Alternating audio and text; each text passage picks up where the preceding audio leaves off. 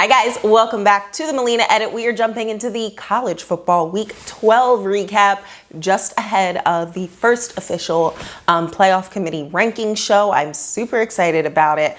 Let's start with some small schools. So Coastal Carolina, the Chanticleers, holding off, staying undefeated over App State. They came back in the fourth quarter there. I kind of had an eye on it. So that's good for them. BYU, I'm losing a little bit of respect there after they turned down a potential game this week versus the University of Washington. I can imagine that they knew they would have to, prepare for it and really build up to a game like that. But I would have loved to see it. Absolutely would have loved to see it. In Michigan, I feel like Kate McNamara is going to be now the official starting quarterback going forward over Joe Milton. Let's jump into some of the games that I had eyes on.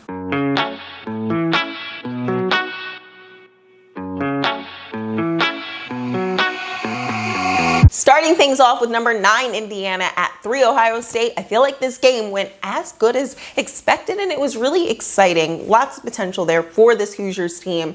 I'm really looking forward to who they match with in the bowl season, but I'm also interested in how many guys they retain. Now that the NCAA said essentially this year won't count for eligibility, I wonder how many guys they can bring back because this team has the capability to really take things far. Tom Allen really leading a great charge there. Michael Penix Jr. looked great. No idea why I didn't know who Ty Freifogel was before this weekend, but I know his name now.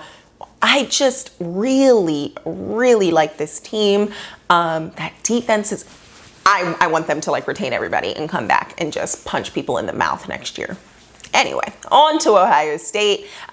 Master Teague had a really great day. I was so focused on Trey Sermon, I forgot that this guy can move those wide receivers and said Garrett Wilson. I keep calling him Cedric Wilson and Chris Olave. I'm sorry, his name is Garrett Wilson. The yards after catch there. I feel like Justin Fields, that first drive, he really pushed the ball down the field and then started with some of those, they said on the broadcast, shorter underneath throws that found a lot of success because those guys get crazy yards after catch. It was really fun to watch.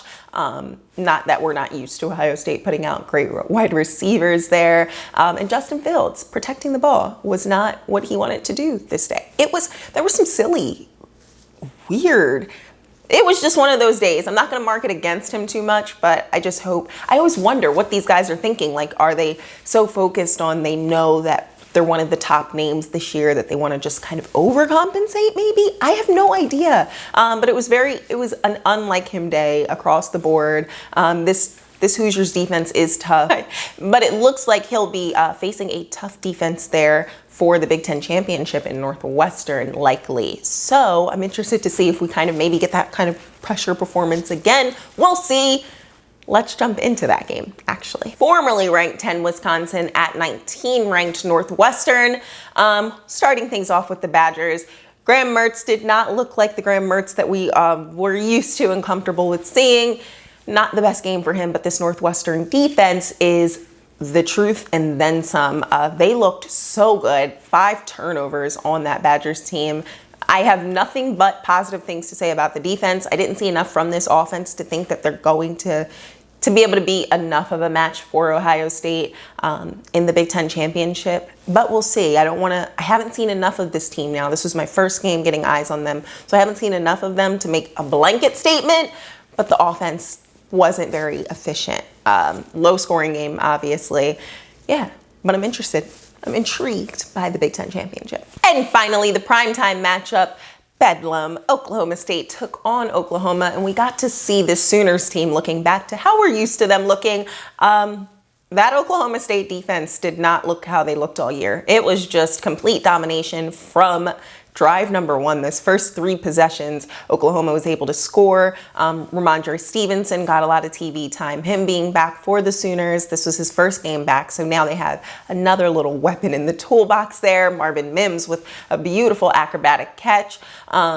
David Ugwebu, I really liked him kind of tipping the ball and then leaping for that interception there. Lots of athletic talent all over the Sooners team. I think that they're the team to beat once again in the Big 12. Everything is just back to normal. That is all I've got for you guys for this week 12 recap. I am so excited for the rankings show, just to kind of get an idea of what the committee is starting to see early this year.